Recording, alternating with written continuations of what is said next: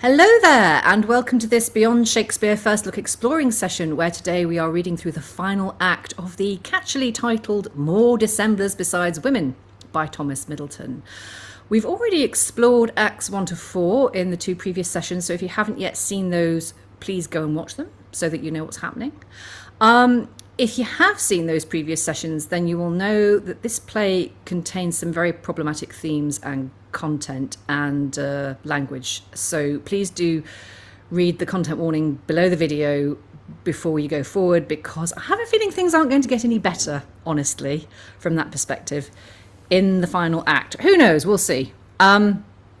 I don't think any of us have read this play before, so treading into the unknown to discover just how problematic things are going to get, or otherwise, we have this wonderful room of readers. And reading today, First Lord and Celia, we have Rachel in Canada. Reading Lactantio and Page today is Alan in Suffolk. Reading Andrugio and Cardinal, we have Honor in London. Reading Second Lord, Aurelia, and Sinquapace, I'm going with, I have no idea, is Lynn, I'm in the Northwestern United States. Reading Crotchet, Usher, and Duchess, we have Olga in Moscow. And I am your host today, Sarah Blake, reading the stage directions and sitting in for Robert Crighton, who cannot be with us today, but he will be back anon, so do not panic. Right, okay, we are going from, I said we were going to read the final act, but we're actually starting from Act 4, Scene 3. So we go from there and we start with the entrance of the Duchess, Lord Cardinal, other lords, and Celia. That which is merely called a will in women, I cannot always title it with a virtue. Oh, good sir, spare me. Spare yourself, good madam. Extremis justice is not so severe to great offenders as your own forced strictness to beauty, youth, and time. You'll answer for it. Sir, settle your own peace, let me make mine. That here's a heart must pity it. When it thinks on it, I find compassion, though the smart be yours.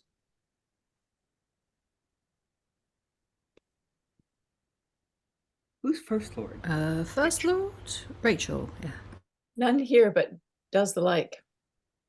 Believe it, madam, you have much wronged your time. Nay, let your grace but think upon the barrenness of succession. Nay, more, a vow enforced. What do you all forsake me then, and take part with you, man? No one friend have I left I do. They all fight under the glorious banner of his censure, serve under his opinion. So will all, madam, whose judgments can but taste the rightful cause. I look for more force yet.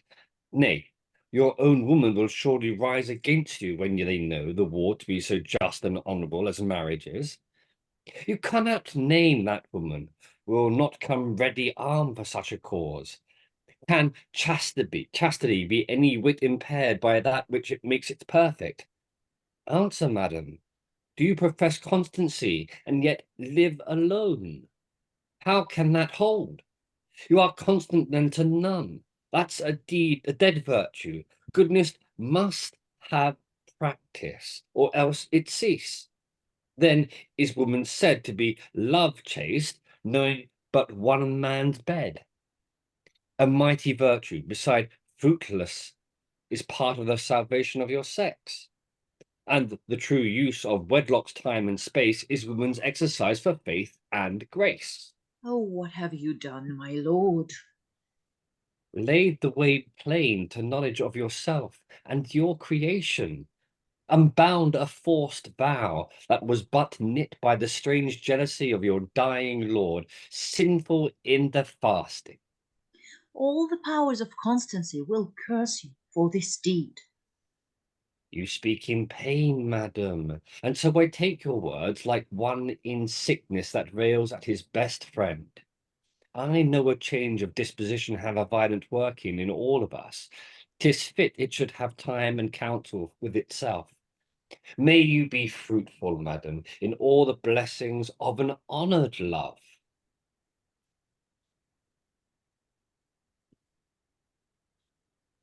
In all your wishes fortunate, and I the chief of them myself. Peace be at your heart, lady. And love, say I. We'll leave good thoughts now to bring in themselves. And exit the lords. Oh, there's no art like a religious cunning. It carries away all things smooth before it. How subtly has his wit dealt with the lords to fetch in their persuasions to a business that stands in need of none, yields of itself, as most we women do when we seem farthest. But little thinks the Cardinal he is requited after the same proportion of deceit as he sets down for others. Enter Page. Oh, here's the pretty boy he preferred to me. I never saw a meeker, gentler youth, yet made for men's beginning. How unfit was that poor fool to be Lactantio's page! He would have spoiled him quite in 1 year utterly. There had been no hope of him. Come hither, child. I have forgot thy name. Antonio, madam. Antonio, so thou toldst me.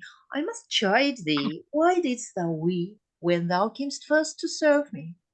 At the distrust of mine own merits, madam, knowing I was not born to those deserts to please so great a mistress. Alas, poor boy, that's nothing in thee but thy modest fear, which makes amends faster than thou canst err. It shall be my care to have him well brought up, as a youth apt for good things. Celia, Madam? has he bestowed his hour today for music? Yes, he has, madam. How do you find his voice? Pretty womanish, faint, sprawling voice, madam, but 'twill grow strong in time if he take care to keep it when he has it from fond exercises. Give order to the dancing schoolmaster, observe an hour with him. It shall be done, lady. He is well made for dancing, thick in the chest, madam. He will turn long and strongly. He shall not be behind a quality that aptness in him or our cost can purchase, and see he lose no time. I'll take that order, madam. Singing and dancing. Perhaps my case is worse. I'd rather need a midwife and a nurse. And exit Celia and Page. Lactantio, my procurer not returned yet? His malice I have fitted with an office, which he takes pleasure to discharge with rigour. He comes, and with him my heart's conqueror, my pleasing thraldom near. Enter General, Lactantio, and the guard, the general, of course, being Andrugio. Not know the cause? Yes, you shall know that soon. You shall soon do that now, to the ruin of your neck part, or some 9 years' imprisonment. You meet with mercy, and you scape with that. Besides, your land's all begged and seized upon. That's admirable favour. Here's the Duchess. Oh, sir, you're welcome. Harry, bless me still, from such a welcome. You're hard to come by, it seems, sir, by the guilt of your long stay. My guilt, good madam. Sure you had much ado to take him, had you not? Speak truth, Lactantio, and leave all favour. Were you not in danger? Faith, something near it, madam. He grew headstrong, furious, and fierce. It is not my condition to speak the worst things of mine enemy, madam. Therein I hold mine honour. But had fury burst into all the violent storms that ever played over anger in tempestuous man, I would have brought him to your grace's presence, dead or alive. You would not, sir. What pride of pampered blood has mounted up this pup-hoist? If any way uncounselled of my judgment, my ignorance has stepped into some error, which I could hardly coerce, so brought me on me your great displeasure. Let me feel my sin in the full weight of justice, virtuous madam, and let it wake me thoroughly. But, chaste lady, out of the bounty of your grace, permit not this performed parcel of curled powdered hair to cast me in the poor relish of his censure. It shall not need, good sir. We are ourselves of power sufficient to judge you, never doubt it, sir. Withdraw, Lactantio. Carefully place your guard in the next room. You're but fare the worse. See your niceness spoils you. You'll go nigh now to feel your sin indeed. And Hellmouth. exit Lactantio and guard. Hellmouth be with thee. Was ever malice seen yet to gape wider for man's misfortunes? First, sir, I should think he could not be so impudent to deny that your own knowledge proves to you. There were a sin, madam, more gross than flattery spent upon a villain. Your own confession dooms you, sir. Why, madam? Do you not know I made a serious vow at my lord's death never to marry more? That's a truth, madam. I'm a witness to. Is so, sir. You'll be taken presently. This man needs no accuser. Knowing so much, how durst you then attempt so bold a business as to solicit me, so strictly settled, with tempting letters and loose lines of love? Who? I do it, madam. Sure, the man will shortly deny he lives, although he walks and breathes. Better destruction snatch me quick from sight of human eyes than I should sin so boldly. 'Twas well I kept it then from rage or fire, for my truth's credit. Look you, sir, read out. You know the hand and name? Andrugio? And if such things befit, the world shall judge. Madam? Pish! That's not so. It begins otherwise. Pray, look again, sir. How do you slight your knowledge? By all the reputation I late won. Nay, and you dare not read, sir? I'm gone. Read? Most fair Duchess. Oh, have you found it now? There's a sweet flattering phrase for a beginning. You thought belike that would overcome me. Ay, madam. Nay, on, sir, you are slothful. The report of your vow shall not fear me. No? Are you so resolute? 'Tis well for you, sir. I know you were but a woman, Well, what then, sir? and what a woman is, a wise man knows. Let him know what he can. He's glad to get us. Perhaps my condition may seem blunt to you, Well, we find no fault with your bluntness.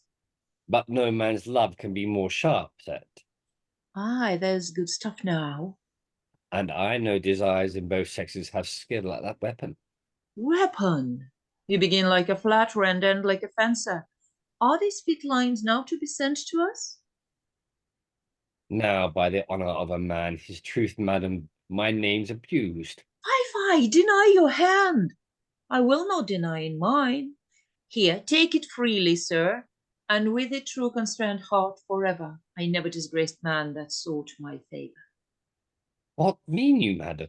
To requite you, sir, by courtesy I hold my reputation, and you shall taste it, sir, in as plain truth as the old time walked in when love was simple, and you know what, no guile, I affect you. My heart has made her choice. I love you, sir, above my vow. The frown that met you first wore not the livery of anger, sir, but of deep policy. I made your enemy the instrument for all. There you may praise me, and 'twill not be ill given. Here's strange language. The constancy of love bless me from my leaning on it, although ambition would soon teach it others. Madam, the service of whole life is yours, but... Enough, thou'lt mine forever. Within there. And enter Lactantio and the guard. Madam? Lay hands upon him. Bear him hence. See he be kept close prisoner in our palace. The time's not yet ripe for our nuptial songs. Exit Duchess. This you could clear yourself. There's a voice that wearies me more than mine own destructions. You are innocent? I have not a time idle enough for passion to give the devil an answer. Oh, she's lost. Cursed be that love by which a better crust than my heart settled. Is he disgraced? and are advanced in love. Faith, he that can wish more to his enemy is a spiteful man, and worthy to be punished. And they exit, and that's the end of the scene, and indeed the end of Act 4. So, lots of dissembling going on here. Quite a long scene. A lot happened. I was getting the impression at the end there. Please, someone tell me if I'm wrong. That actually Andrugio is still pretty much smitten with Aurelia, but he's just going along with this because. Well, I think he was actually on the point of telling her, wasn't he? He was like, "Madam, the service of whole life is yours, but I'm in love with someone else," I think he was about to say, and he just didn't get a chance because she cut him off and sent him to prison, which is apparently what you do to people you love in this play. I don't know. Anyone got any thoughts? Alan? I think it seems to be a recurring trope with Middleton of he very rarely gets things in a logical order. You sort of get 3/4 of the way through it and you suddenly find that, hold on, that bit ought really to have been at the beginning to actually make it clearer. Yes, he liked to play around with like narrative order, didn't he? He was the memento. It was the memento of his day. But I don't know. We kind of. Was there anything that was particularly confusing in this scene? I mean, it all seemed to be fairly. I mean, there is a lot of dissembling going on. There's no character in this play that isn't dissembling, which does kind of confuse the issue because in any given speech, it's like, oh wait, is this a lie or is this the truth?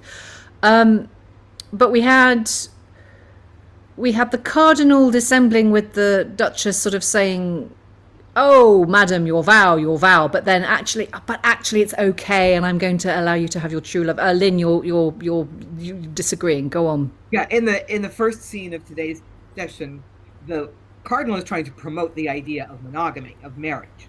He's trying to get her to retract her vow, and the lords are on his side. So. Yes, exactly. But I mean.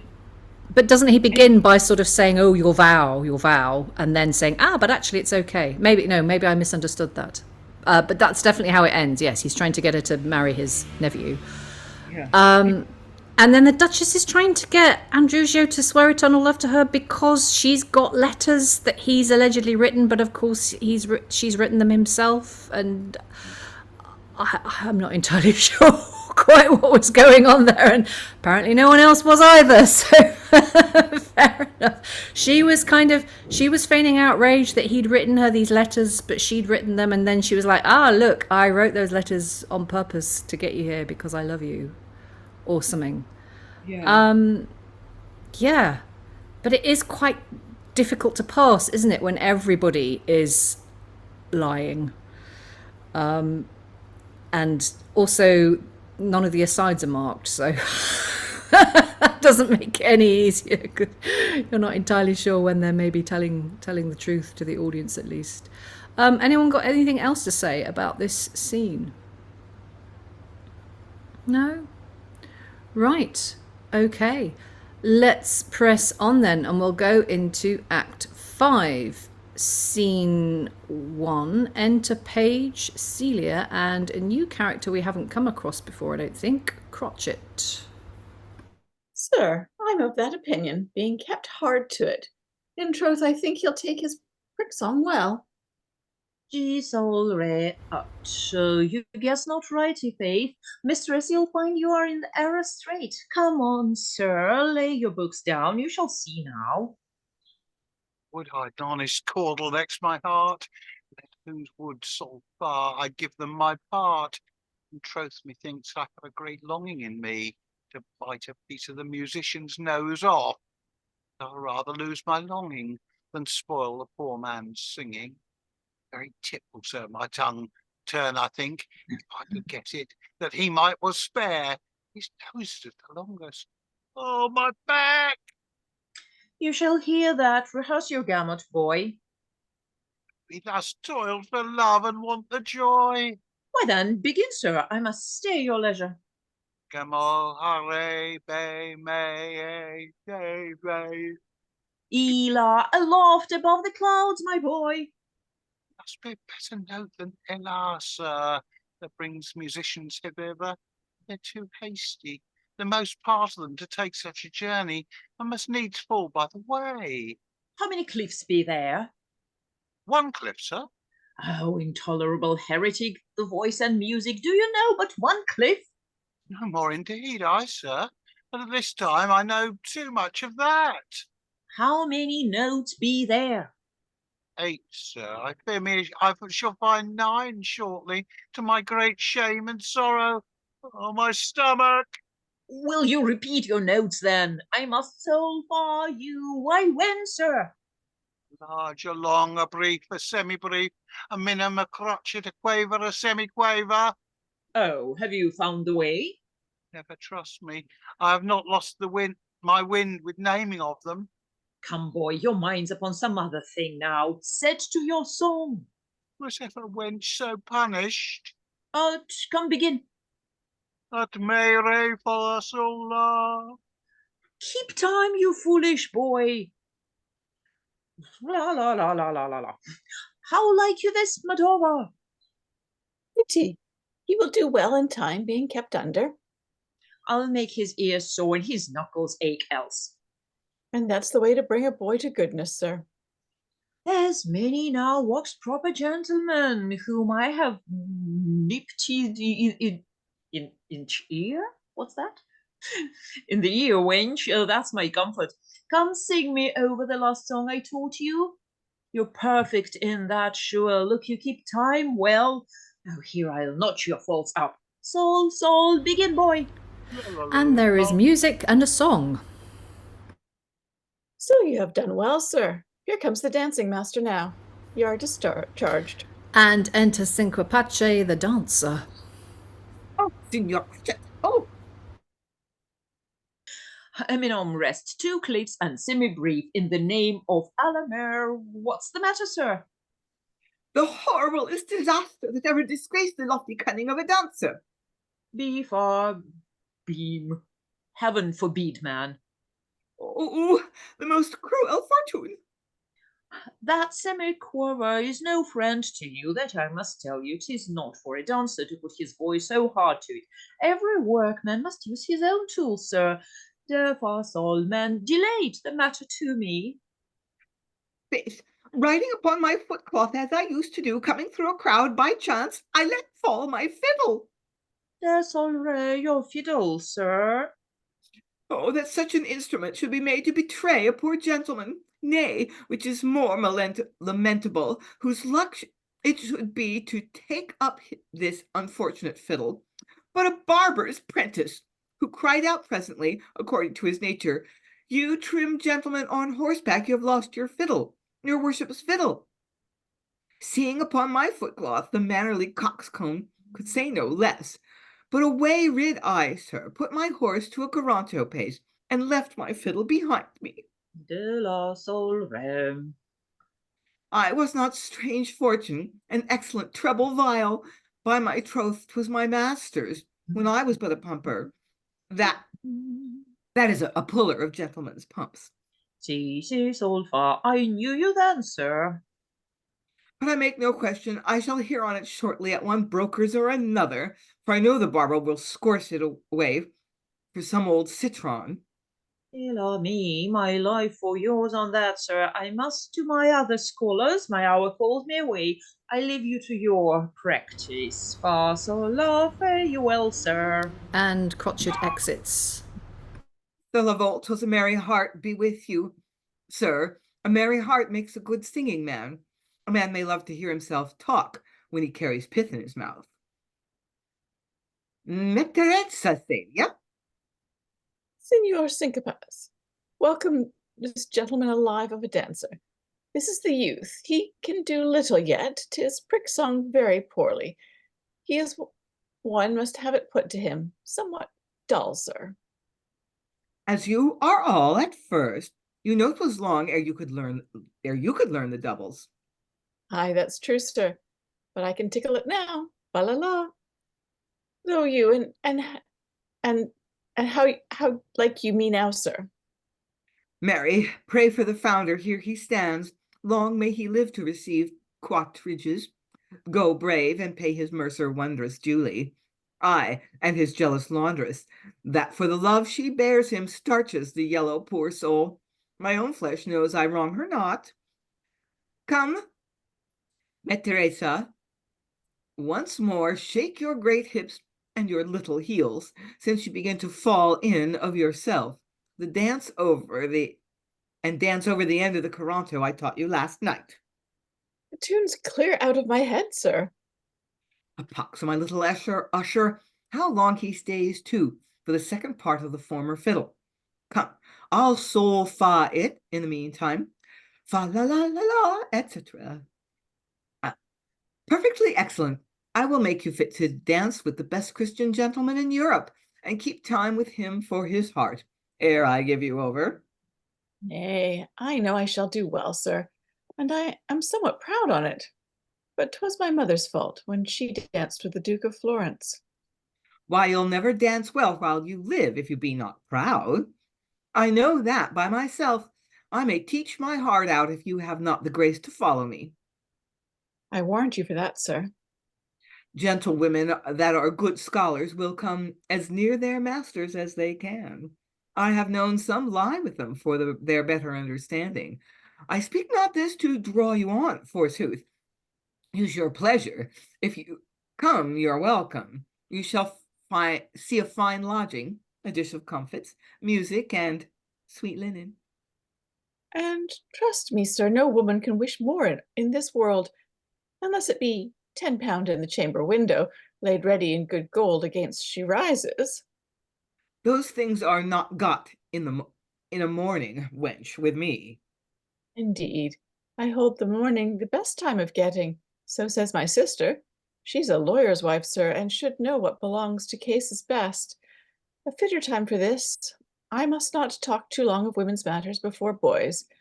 He's very raw. You must take pains with him. It is the Duchess's mind it should be so. She loves him. Well, I tell you.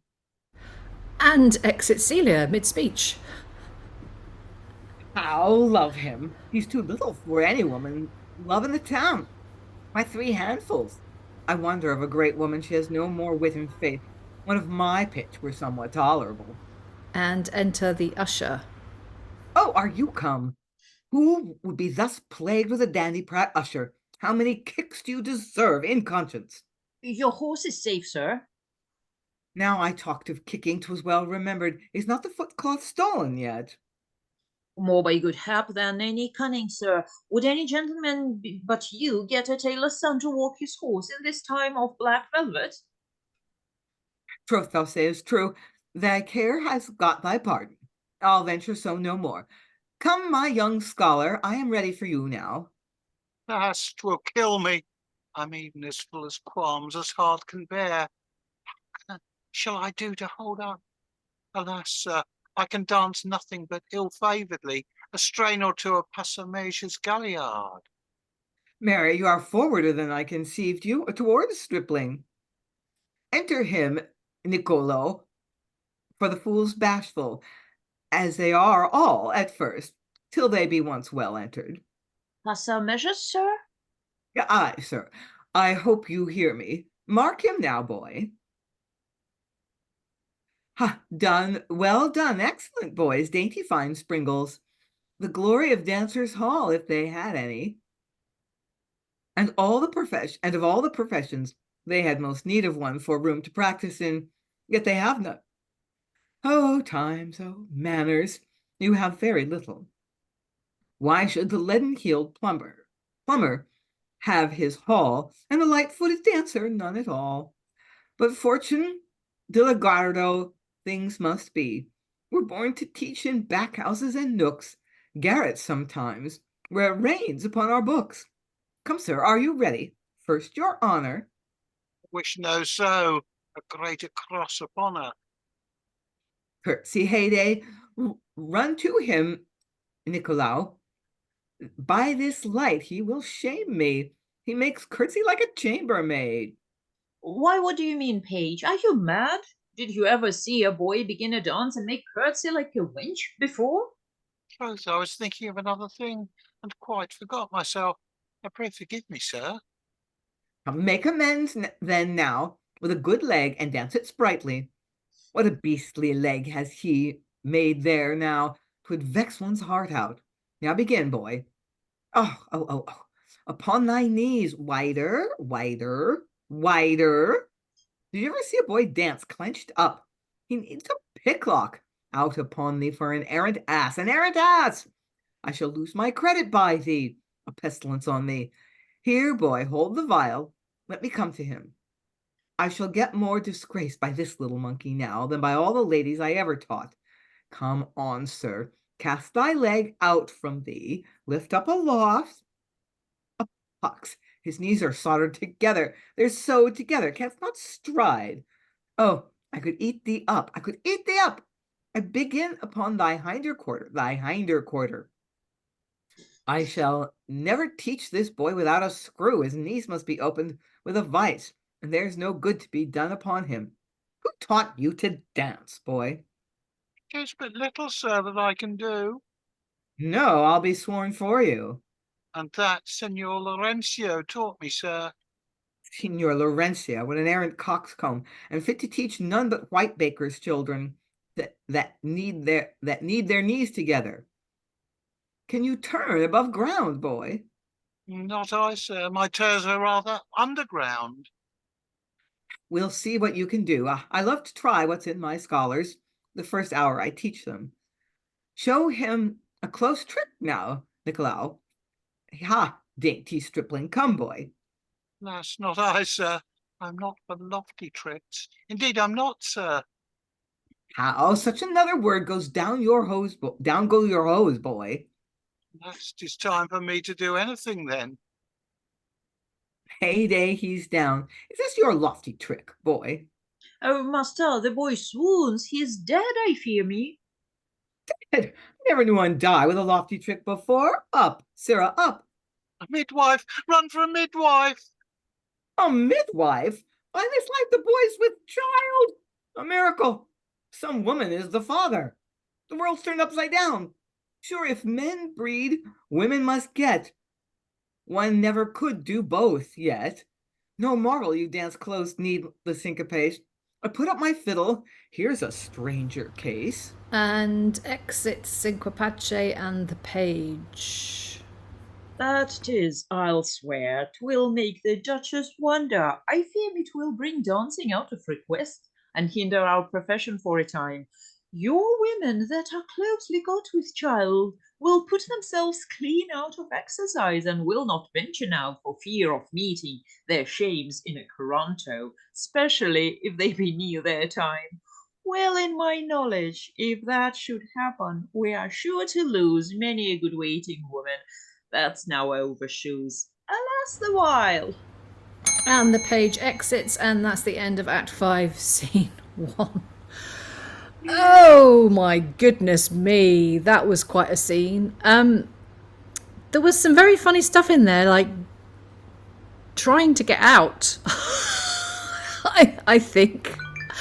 I mean,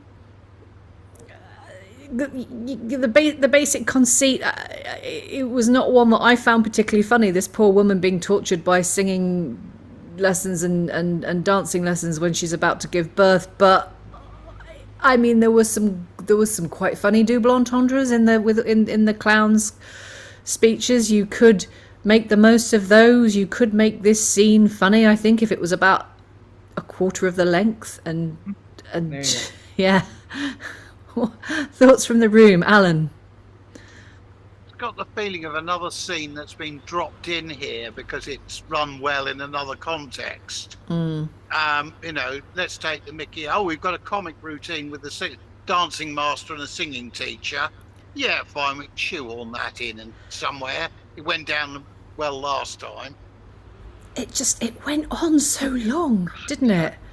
And it's interesting because we had the clown in the last two sessions, Dondolo, who, Rob reliably informed us disappeared after Act 4, and I thought, okay, so finally we've had it with the the kind of extraneous clowning that really doesn't do anything for the plot. Here's this. And now there's this instead. So yeah, perhaps this was, as you say, shoehorned in as well. But I mean, the thing is, it to be fair, it does forward the plot very slightly, because the page does go into labour and is about to have her baby, but really they could have done that in a page of dialogue. Olga. I think it calls for a lot of physical theatre and yes, quite a lot of fun. And of course, you have to know the notes and singing theory, which I am absolutely profane. So I have no idea how to sing it. But I know a little bit of dancing of the period. So. And for people who were familiar with what this dancing teacher asked her to do, and that would be hilarious. So it's actually called for a lot of physical theatre. But I would agree it's really long, too wordy probably to play it fully. Yeah. To make the most of it. But and the poor girl asking for... what was it? Oh dear. Let me find it. Galliard herself, which is one of the most active and robust dancers. So she called her.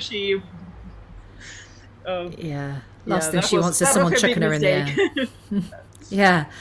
I mean, and you've got, is it Nicolao, the usher, who comes along with the dancing teacher and is showing the moves. I mean, there is lots of potential for fun here, but it's just it just goes on a long just a bit too late time.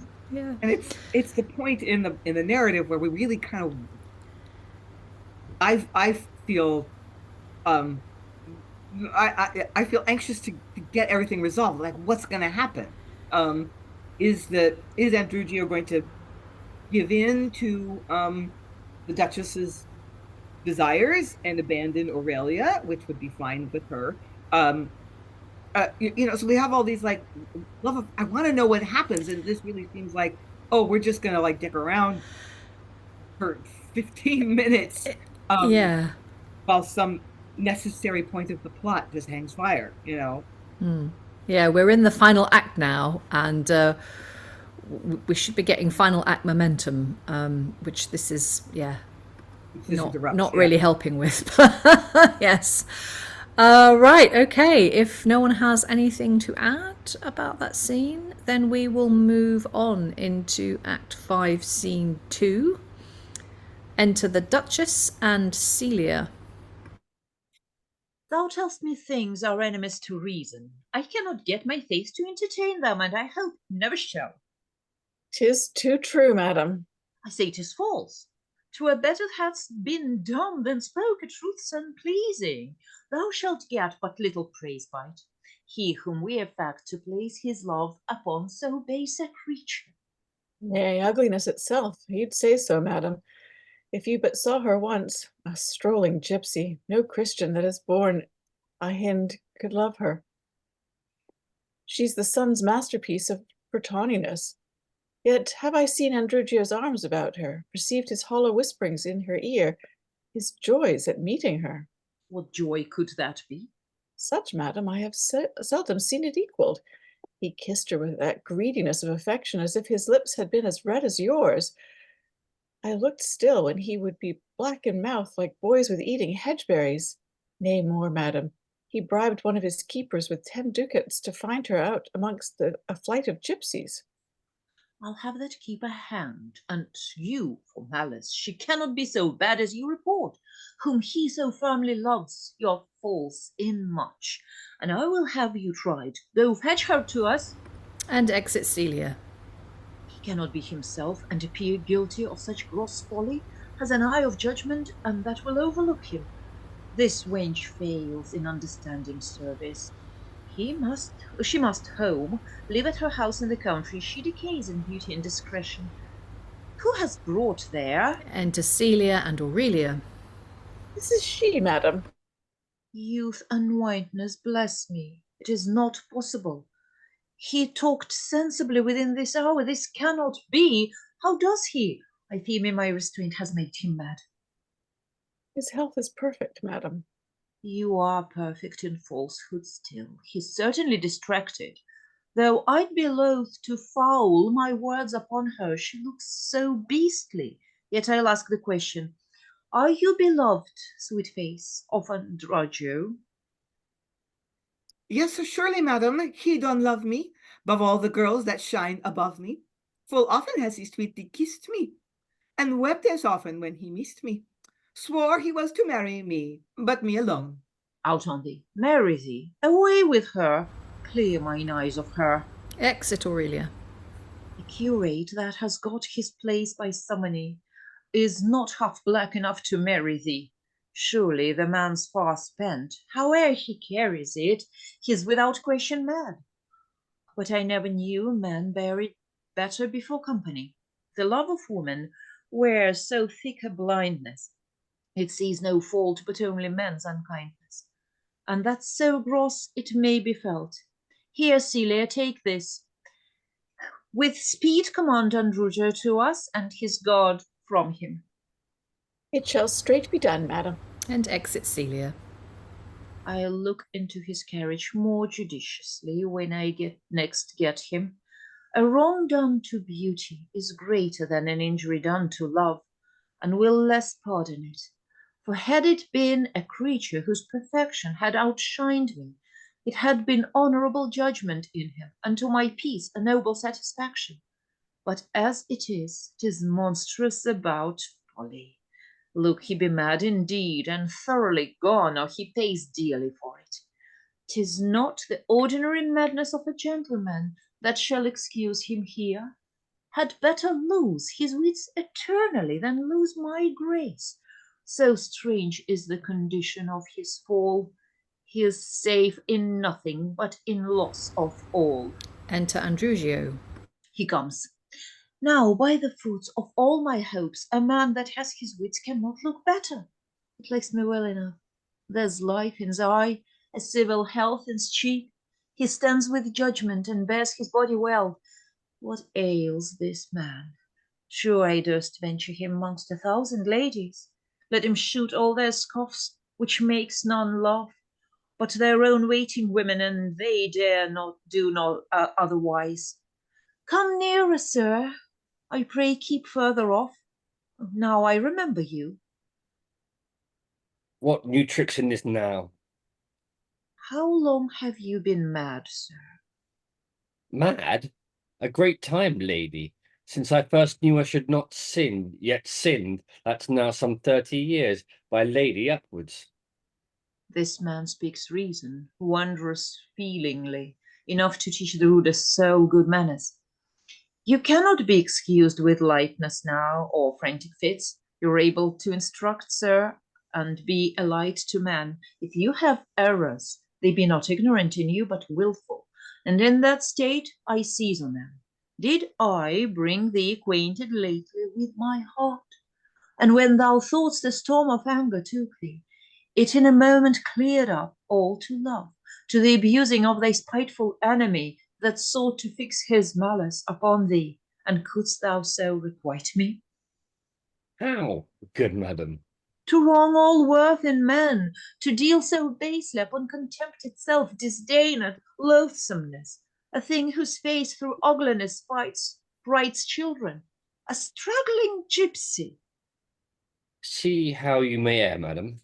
Though wrongful information, by my hopes of truth and mercy, there is no such love bestowed upon a creature so unworthy. No, then you cannot fly me. Fetch her back, and though the sight of her displease mine eye, worse than the fancifst object earth and nature can present to us, yet for truth's probation we will endure contentfully. What now? Art thou returned without her? Enter Celia No. and Aurelia. No, madam, this is she my peace dwells in. If here be either baseness of descent, rudeness of manners, or deformity in face or fashion, I have lost. I'll yield it. Tax me severely, madam. How thou standst as dumb as the salt pillar. Where's this gypsy? What no? I cannot blame thee then for silence. Now I'm confounded too, and take part with thee. Your pardon and your pity, virtuous madam. Cruel restraint, joined with the power of love, taught me that art. In that disguise I escaped the hardness of my fortune. You that see what love's force is, good madam, pity me.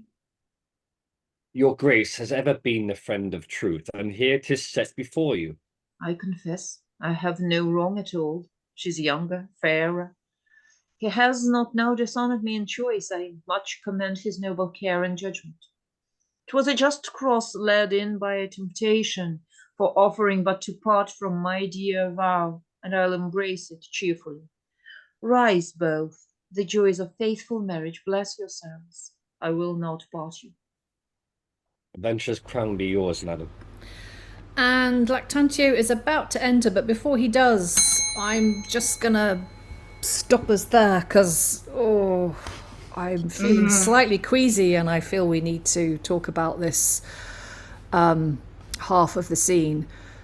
So, Rachel, did I see a hand there? Let's get straight into it. I think Aurelia had been in blackface in the first part of the scene, has returned with her makeup washed off, and is now white. Yeah, Exactly. Yes, that's exactly what has happened. And And- we were wondering last session if it were possible to recuperate this in some way, and Yeah. not this It's scene. going to be tricky, yeah. It's going to be tricky. Our dear leader, Rob Crighton, who cannot be with us today, did give me a bit of background info on this, which I will now read to you. The removable makeup invented in 1621 by John Wolfgang, the royal apothecary, was used in the Gypsies Metamorphosed, a masque that was staged by Ben Jonson. So this is kind of the fashion, I think, at the time. This removable makeup had just been invented, so they were sort of using it in all the plays as a bit of a novelty, and also obviously because Ben Jonson had written this masque, gypsies were kind of also, plays about gypsies were also fashionable. However, none of that helps us today, because none of it excuses the just kind of the rampant racism, really.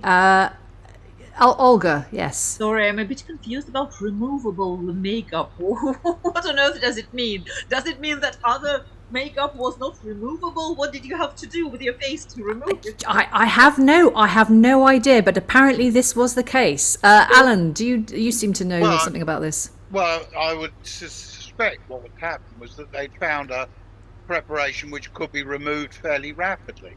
Whether Yes. it's water soluble or oil soluble, quick wipe and it's off. Yes, wipeable makeup, I think, rather than non-remove. I think you probably could remove it before, but you probably had to do quite a bit of, scrubbing with a pail of water. Rachel? Wasn't previous makeup lead-based, and so much more difficult to... The white makeup was lead-based. Yeah. So the white makeup that the way actors wore to make their complexions. Well, in this case, it was supposed to be dark makeup, not Yeah. white. Yeah, so And also lead-based makeup went on long after this point. Approved, yeah. I recall from history lessons and walking Was around a the lot name of the stately inventor? homes. Sorry, say that again, Rachel? What was the name of the inventor of the removable makeup? Wolfgang. John Wolfgang, and he was the royal apothecary.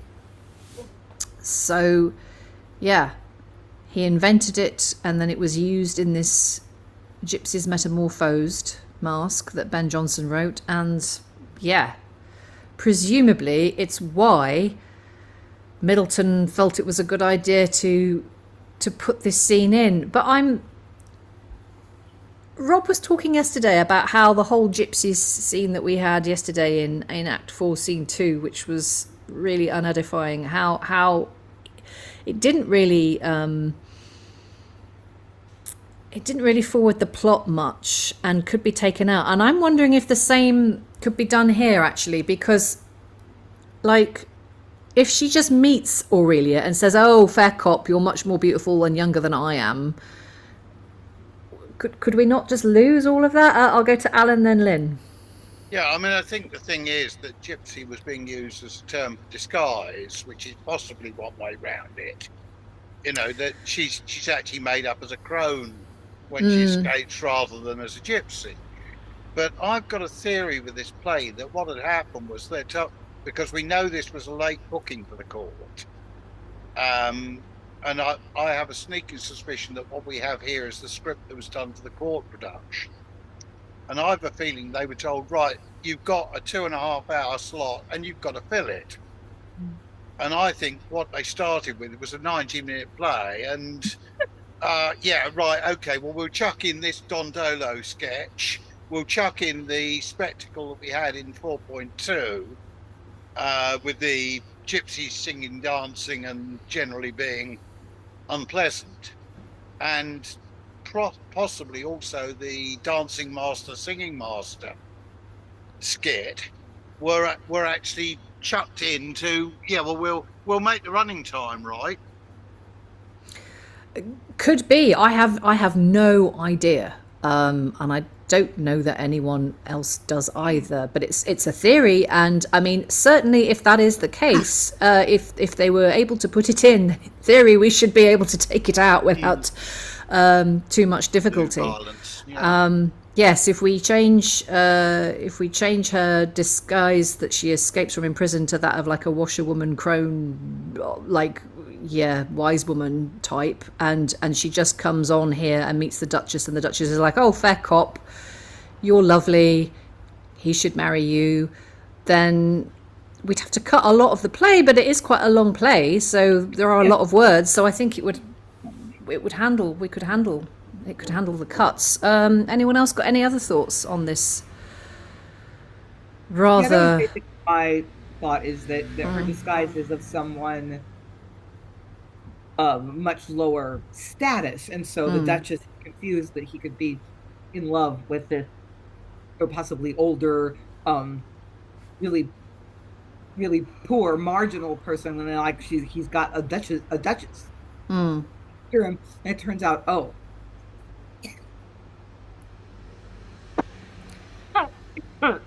Yes, it turns out that that she's young and beautiful, and yes, it's sort of substituting classism and ageism for racism. Yeah, which is not necessarily particularly great. Yeah.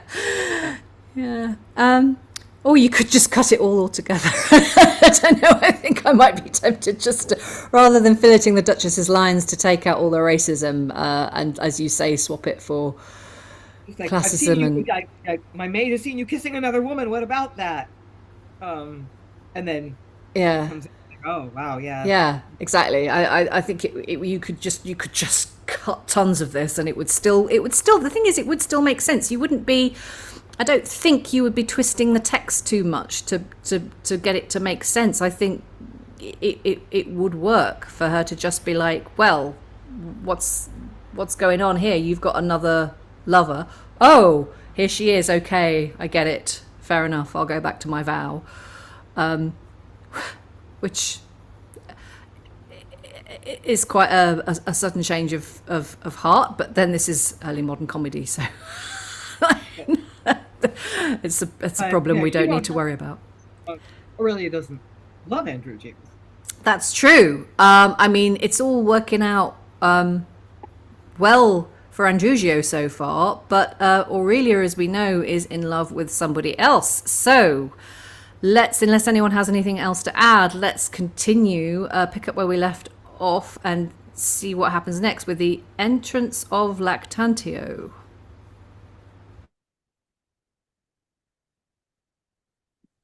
Oh, there appears the life of all my wishes.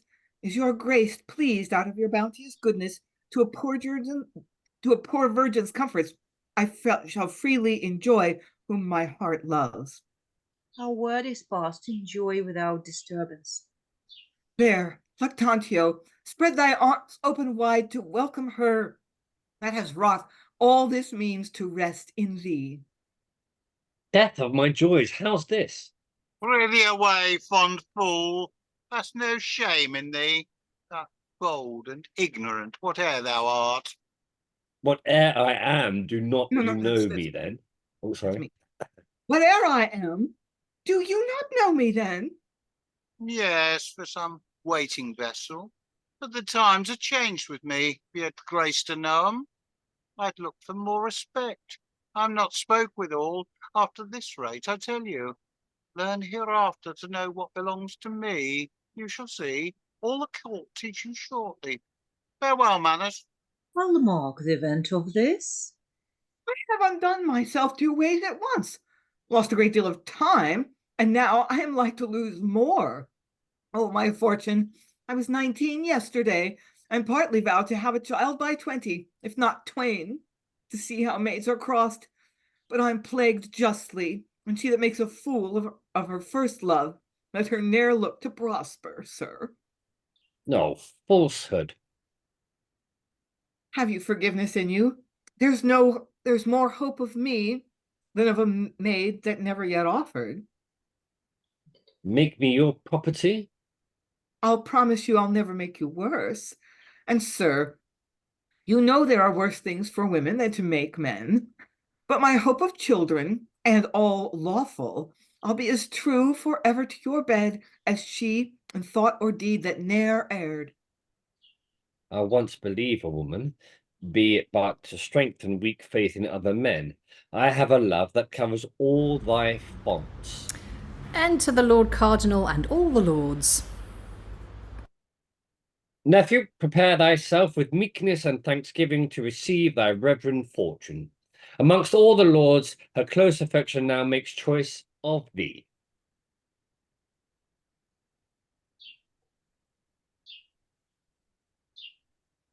Oh, and we've lost Lactantio, so we'll just pause for a moment and see if he comes back.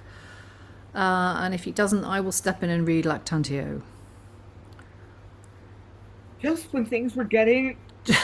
Just when the momentum was picking up and it was all about to kick off. Oh, okay. I'll just check my email to see if Alan has emailed me to say. Oh, mind you, if his internet's crashed, then he won't be emailing me, will he? I don't know. Can he email from a cell phone, a mobile? Oh, I don't know. That's what I do when my internet goes down. Yeah. All right. You know what? Let's carry on. Let's go back to the entrance of the Lord Cardinal and the Lords, and then hopefully Rob can edit this bit out, or if not, then you're just going to hear a couple of speeches again. Okay, so enter the Lord Cardinal and the Lords. Nephew, prepare thyself with meekness and thanksgiving to receive thy reverend fortune. Amongst all the lords, her close affection now makes choice of thee. Alas, I'm not to learn to know that now. Where could she make choice here if I were missing?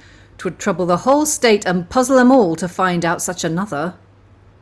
'Tis high time, madam, if your grace please, to make an election now. Behold, they are all assembled. What election? You speak things strange to me, sir. How, good madam? Give me your meaning plainly, like a father. You are too religious, sir, to deal in riddles. Is there a plainer way than leads to marriage, madam, and the man set before you? Oh, blasphemy to sanctimonious faith! Comes it from you, sir? An ill example. Know you what you speak, or who you are? Is not my vow in place? How dare you be so bold, sir? Say a woman were tempted with a temptation, must you presently take all the advantage on't? Is this in earnest, madam? Heaven pardon you if you do not think so, sir. You have much to answer for, but I will leave you. Return I humbly now from whence I fell. All you blessed powers that register the vows of virgins and chaste matrons, look on me with eyes of mercy, seal forgiveness to me by signs of inward peace, and to be sure that I will never fail your good hopes of me, I bind myself more strictly. All my riches I'll speedily commend to holy uses. This temple unto some religious sanctuary, where all my time to come I will allow for fruitful thoughts, so neat I up my vow. And our original Lactantio is now back in the room, so take it away, Alan. Sorry, where are we? What page are we? 65. Each? Oh, 65. I'm paid with my own money. Is that the line? No, I just finished the long speech, where all my time to come I will allow for fruitful thoughts, so neat I up my vow. Sorry, that's not on 65. Oops. I've got it on 60. The bottom of 62 for me. Yeah, me too. The line starts, this is to hawk at eagles. Alan? Sorry, I'm trying to find it in the script because I had an internet crash. I figured. Just going down. I got enter the Lord Cardinal the Lords. A bit later. Right. The Duchess's longish speech. Heaven pardon you. You do not think. Right, got it, yeah. After this. Right. This is to hawk at eagles, pox of pride. It lays a man in the mire still, like a jade that has too many tricks and ne'er a good one. I must gape high. I'm in a sweet case now. I was sure of one. Now I've lost her too. I know, my lord, all that great studious care is for your kinsman. He is provided for according to his merits. How's that, good madam? Upon the firmness of my faith, it's true, sir. So here's the gentlewoman. The match was made near 40 weeks now. He knows the time, sir, better than I can tell him, and the poor gentlewoman better than he. But being religious, sir, and fearing you, he durst not own her for his wife till now.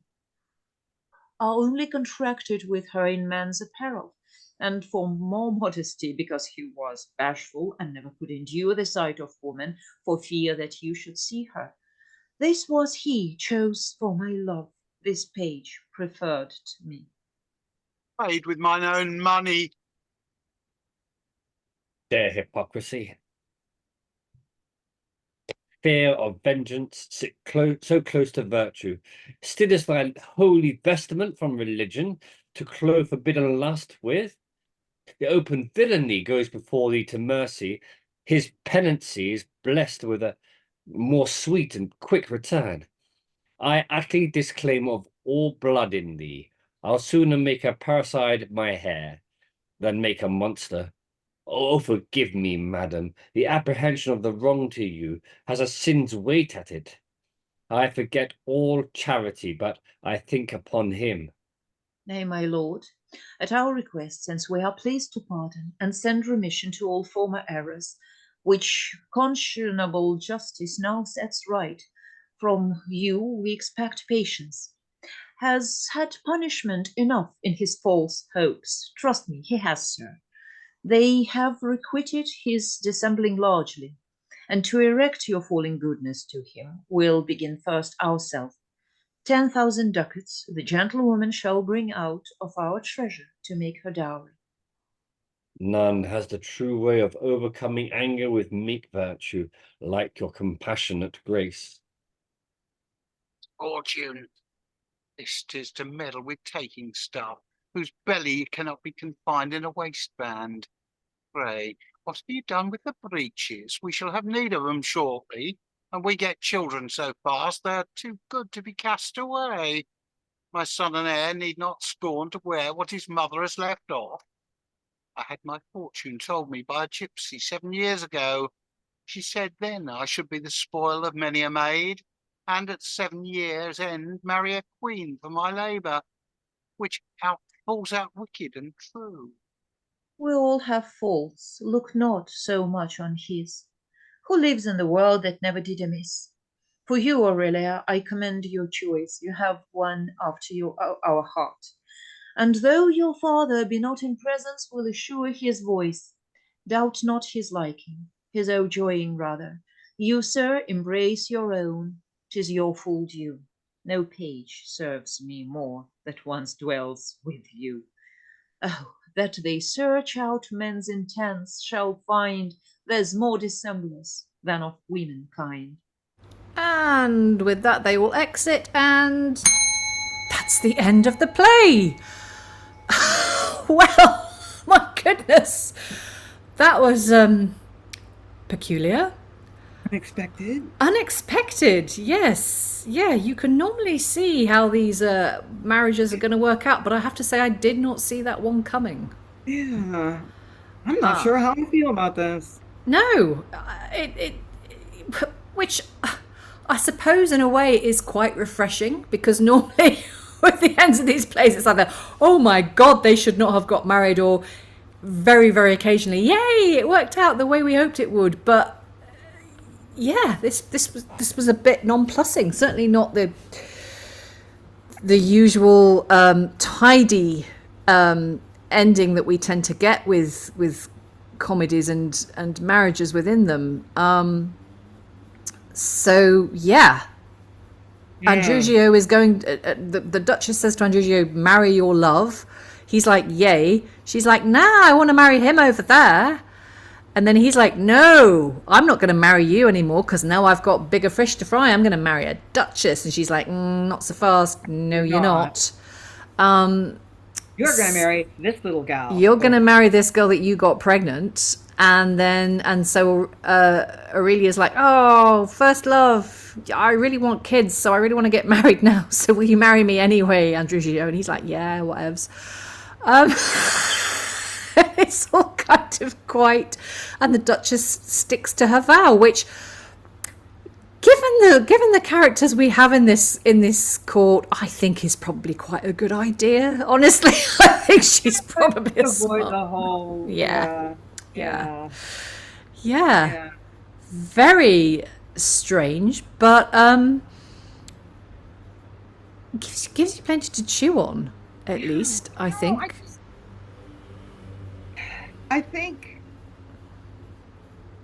I don't know. If I had to direct this, I would do some serious massaging of this. I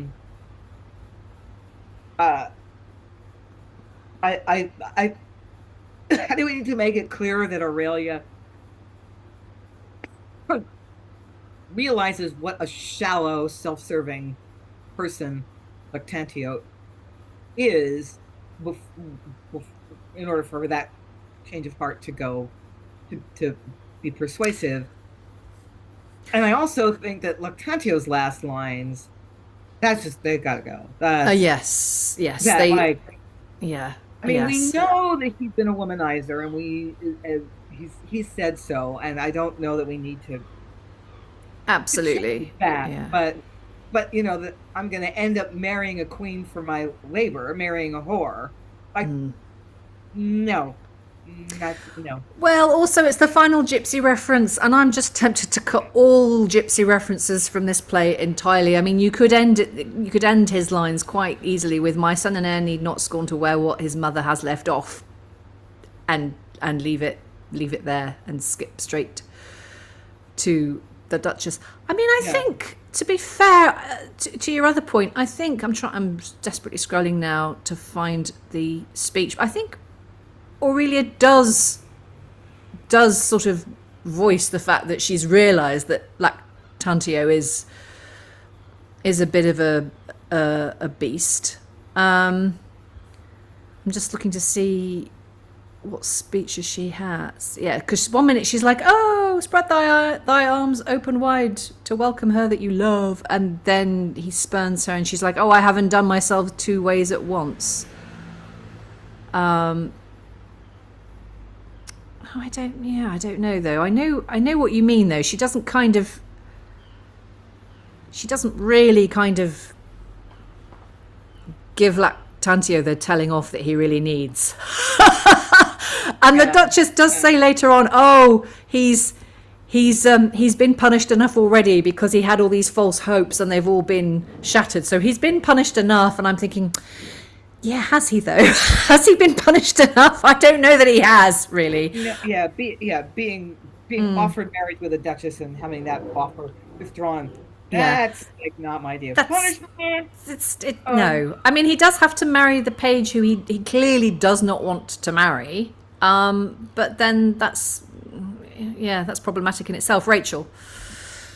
And it's not even that big a punishment because she's been given this massive dowry. Yes. Yeah. So he's actually being rewarded. Yeah. The money will be his the moment they marry. Yes. Yeah, I'll have control of it. Yeah. Production of an early modern play that shall remain nameless, where a man is forced to marry a woman he doesn't love. He tricks him into sleeping with her. She gets pregnant. And in the final scene where they're supposed to be reconciled and he promises to love her and be faithful to her, she comes on visibly in the advanced states of pregnancy. And that's his aha moment. That's his moment when he realizes, oh my God, I'm going to be a dad. And I really want that. He sees her and everything changes. And it's a very hard scene to make work, but that was one production where I felt like that came as close to working. Not here, though. As possible. But like if she comes in with the baby and it's like, oh, that's my baby. That's my son. He doesn't though. Yeah, he doesn't though, does he? He's actually like I'm paid with mine own money. And he's curse of this fortune. This 'tis to meddle with taking stuff, whose belly cannot be confined in a waistband. I mean, even if she comes on with the baby at the end, it's like he's clearly not. It's all a bit nasty, isn't it? Yeah. Which is not in itself, a bad thing. Depending on how you direct this, it's just yet another. It's just yet another opportunity, as nearly not quite all, but nearly all of these early modern comedies are a chance to sort of poke your audience and remind them that actually, women, until only very recently, women did not have any opportunities to own property if they were married, that they were basically, chattels for their husbands, and it's, most marriages were massively uneven affairs. So, yeah, it's never a bad thing. I do think, though, right, let me just, before I go on to that, let me just ask, has anyone got anything more to say about this final scene? Because I am moving on to the territory of final thoughts. Yeah, Rachel. It's not entirely clear whether the page is on stage from the beginning of the scene or whether, because she's referred to at the end, here she is, she's presented, so she must be on stage by that point. So it's just not clear when she enters, and given that she's just given birth. Yeah. She's in. Yeah. Maybe like a wheeler on.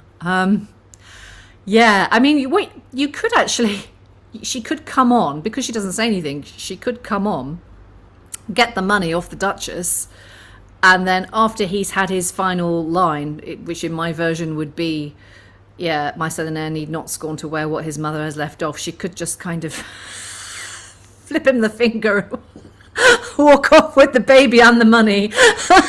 But of course that would never happen in the early modern era, because in the early modern era the wedding would have been the happy outcome for the page. We still don't know what her name is, but for a modern production you could just have her take the money and run, which would be more entertaining. Anyone else got anything to add about this final scene, or can I move on to final thoughts? No, people are looking thoughtful, but not necessarily about this scene. Okay, my final thought about this is that you could actually cut all the problematic gypsy stuff out completely, and it would not really alter the plot one jot. But feel free to disagree with me. Let's go around the room for your thoughts on this process. Alan, I'll start with you. Yeah, I mean, I think we discussed at length over the last couple of sessions the Dondolo stuff, which I think is also a prime candidate for very, very severe pruning, if not total excision. I think you're going to end up with a script which is going to be maybe half the length you're going to end up with a 10,000 worder rather than a 20,000 worder. Which is no bad thing. Which is no bad thing. And as I say, I have a sneaking suspicion that the Dondolo routine and the Gypsy appearance in 4-2 and that extended skit with the dancing master and the singing teacher were shoehorned in late on the basis that it filled time and it was stuff that they knew would please the putative court audience. But I do come back to the question of when that much text editing is needed, are we ending up with something which is not a true bill of goods? Well, yeah, it's a fair point, but I think in this case, I think yes, you would for the very reasons you just mentioned, because you like normally when I'm thinking about editing early modern plays for a modern audience, you know when we've done a play and I've really liked it, apart from XYZ, that just that needs to be excised. I'm thinking about having to fill it, take out individual lines and what you do, and as Lynn said, Lynn used the term earlier, massaging, which is kind of what you have to do with these texts quite often if you're going to edit them. With this, I think it would be fairly simple, because you could cut great chunks of this and it would still hang together really well, and it would still run really fluently. In fact, it would run a lot more fluently, and it really wouldn't alter the main plot lines or the characterization of the major characters, I don't think. But feel free to argue with me. What do you think at home? Let us know in the comments under the video. Olga, you were not here for the first two sessions, so you got dropped in it today. How was it for you? So honestly, I am a little bit confused, though, and don't feel satisfied with the ending. Probably because, again, I did not feel how it developed. So I don't really feel like someone is punished, which is usually what we expect in a good comedy. Yeah, if someone was in the wrong, then there is some sort of punishment. Here we don't feel it, don't see it. Poor Duchess ends up with basically nothing. Okay, she comes back to her original idea of happiness or whatever, her first choice, which is, I guess, okay. But can she again feel because she feels like it's the person who ties up all the knots at the end of the play. But can she be satisfied with the way it all turned out? Well, I'm a bit puzzled.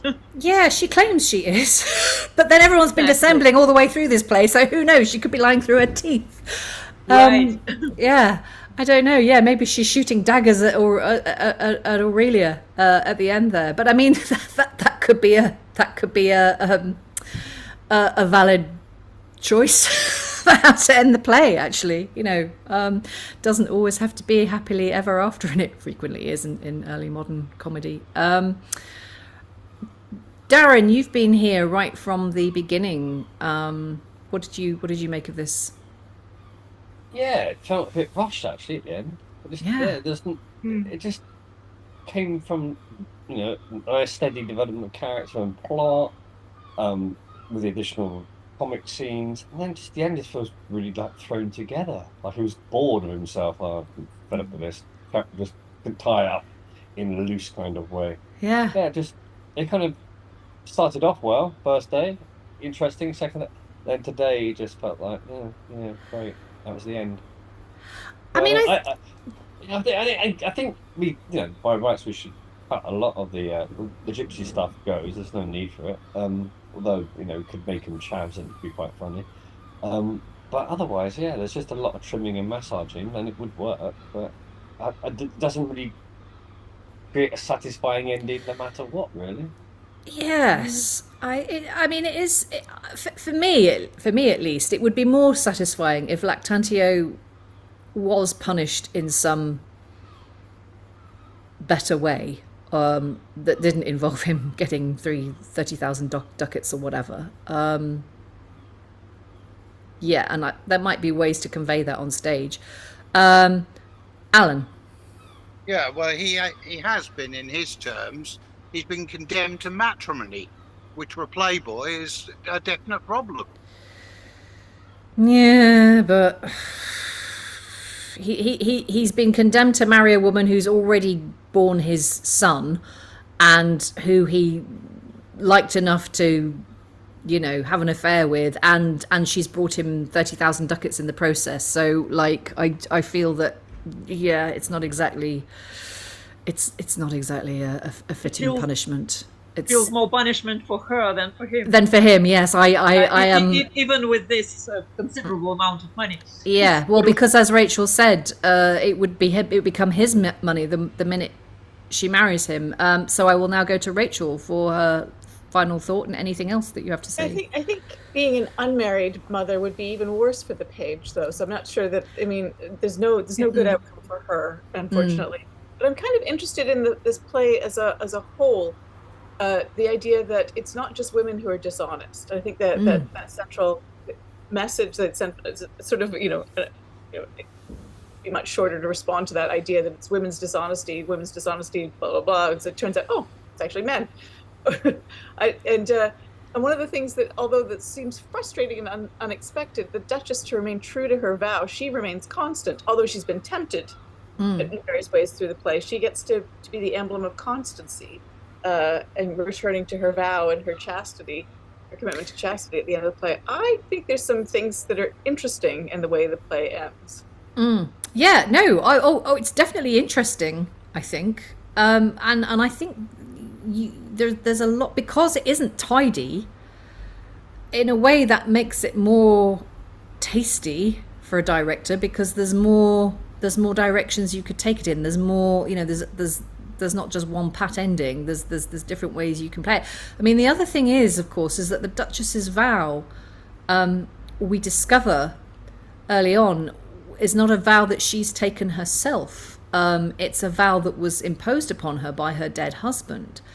So the fact that she's returning to that vow now, you could take in two ways. It could be like, oh my God, she's going back to her, the vow that was enforced upon her. She's going to live alone. She's lost the man she loved. Terrible, terrible, terrible. Or you could see it as a sort of the opposite of that, where she's like, you know what? That vow, I actually quite enjoyed that vow, and that vow was pretty good. So now I'm going to go back to that vow, but of my own volition, not because it was enforced upon me. Sure, and it works against the early modern assumption that all women are subject to carnal impulses, right? She can actually manage her carnal impulses in a way that early modern women weren't considered to be capable of. Yeah, right. Absolutely. I'd also totally agree with you about the page. There is no good outcome for her. I do think, though, for a modern audience, I mean, obviously not for what Rob calls a curated audience of early modern geeks like ourselves, but for a general audience, if you were to have the page just take the money and run, I think, even though in reality that would be a really bad ending for her, I think to most contemporary audience members, they'd probably find it a bit more satisfying. So it depended on how much you wanted to push that particular envelope, but there are different options, which is always intriguing. Okay, Lynn, your final thought, please. Yeah, I am not. I'm not one who likes to piss my audience off. Although there are directors who do, and it's a legitimate aesthetic. It's a legitimate. I just don't like it. Yeah, I kind of like pat endings. That's just, maybe I'm just sort of shallow. That's okay. I'll cop to that. So yeah, I find the ending of this really troubling, and my temptation would be to have Lactantio have some kind of inversion and not call his future wife a queen, I'm like, okay, I'm going to mend my ways, and I'm going to be a dad now, and but I don't know. That might also feel really forced. That might also feel really, really artificial. So maybe one should go with it that he's really not redeemed, in any profound way, but he does legitimize the position of the woman he's impregnated. So that's something.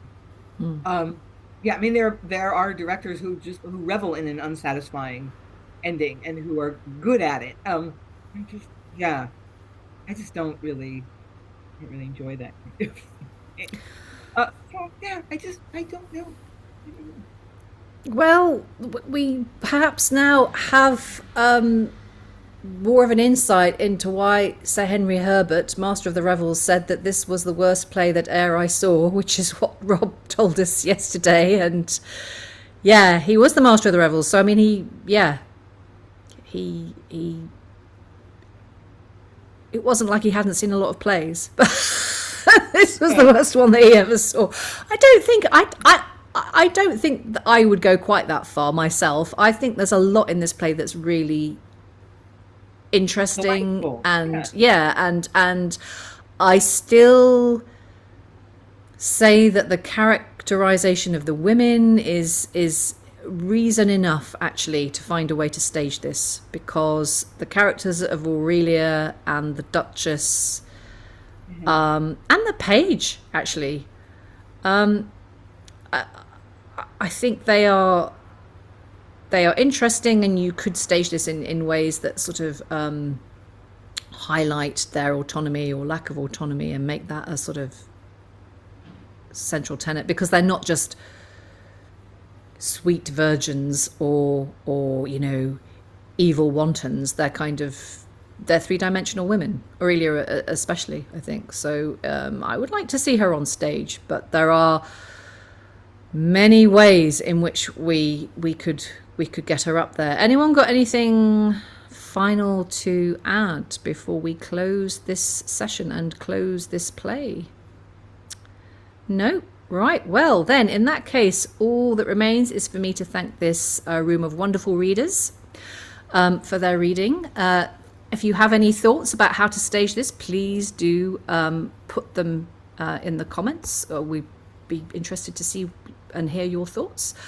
And after that, thank you very much for being here, and goodbye. Up to this, Puckfoist.